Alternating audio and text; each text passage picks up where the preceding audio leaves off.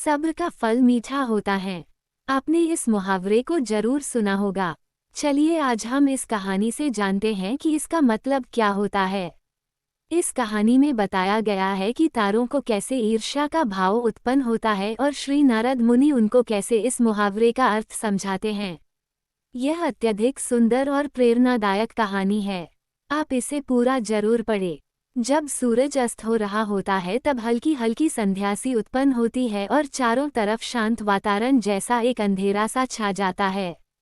सभी जीव जंतु, पशु पक्षी अपने निवास स्थान को जाने लगते हैं और हल्की हल्की हवा चलने लगती है। हम जब आसमान की ओर देखते हैं तो सूर्य अस्त होता रहता है, तभी आसमान में तारे टिमटिमाने लगते हैं। कुछ तारे अत्यधिक चमकीले होते हैं परंतु कुछ कम चमकीले होते हैं। अधिक चमकीले वाले तारों पर हमारी नज़र जल्दी पहुंचती है परंतु कम चमकीले वाले तारों पर हमारी नज़र बहुत कम ही जाती है। इसलिए हम उन पर ध्यान नहीं दे पाते और उनकी सुंदरता फीकी पड़ जाती है। परंतु उन सब में से एक ऐसा तारा होता है जो अधिक चमकीला होता है, जिसके आने से पूरा आसमान जगमगा जाता है। वह इतना सुंदर और चमकीला होता है कि उसके जगमगाते ही लोगों के चेहरे पर खुशी आ जाती है। उसे हम स्वाति नक्षत्र के नाम से जानते हैं। वह अत्यधिक चमकीला और सुंदर होता है, जिसके आने से लोग खुश हो जाते हैं। इसीलिए बाकी के नक्षत्र स्वाति नक्षत्र से ईर्ष्या करते हैं और अपनी इस ईर्ष्या की कथा को श्री नारद मुनि को बताते हैं। नारद मुनि उन सभी तारों को समझाते हुए कहते हैं कि देखो, जो भी सब्र करता है उनकी कीर्ति संसार में होती है और मुझे प्रतीत होता है कि आप लोगों में धैर्य नहीं है। इसीलिए आप लोग संध्या काल होते ही तुरंत जगमगाने लगते हैं।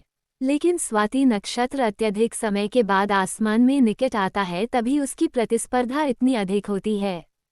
तभी सभी लोगों के चेहरे पर मुस्कान आती। इसीलिए कहा जाता है कि हमें सब्र करना चाहिए क्योंकि उसका फल मीठा होता है। यदि तुम देर से आसमान में टिमटिमाते होते तो तुम्हारा भी महत्व होता और तुम्हें भी लोग अलग नाम से जानते। नारद मुनि द्वारा समझाई गई बात सभी तारों को समझ में आ गई।